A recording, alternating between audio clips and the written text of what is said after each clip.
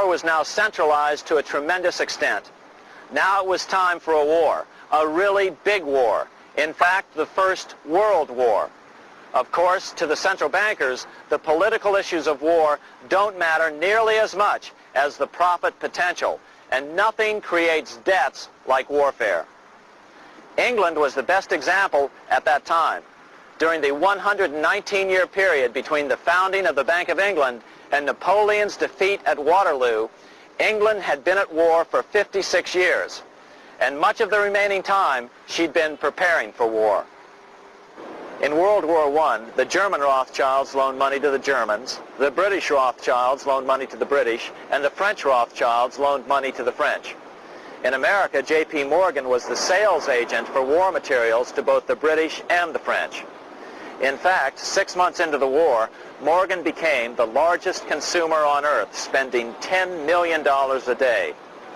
His offices here at 23 Wall Street were mobbed by brokers and salesmen trying to cut a deal. In fact, it got so bad that the bank had to post guards at every door and at the partners' homes as well. Many other New York bankers made out as well from the war.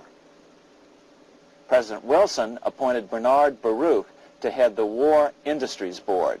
According to historian James Perloff, both Baruch and the Rockefellers profited by some $200 million during the war. But profits were not the only motive. There was also revenge. The money changers never forgave the czars for their support of Lincoln during the Civil War. Also, Russia was the last major European nation to refuse to give in to the privately owned central bank scheme. 3 years after World War I broke out, the Russian Revolution toppled the Tsar and installed the scourge of communism.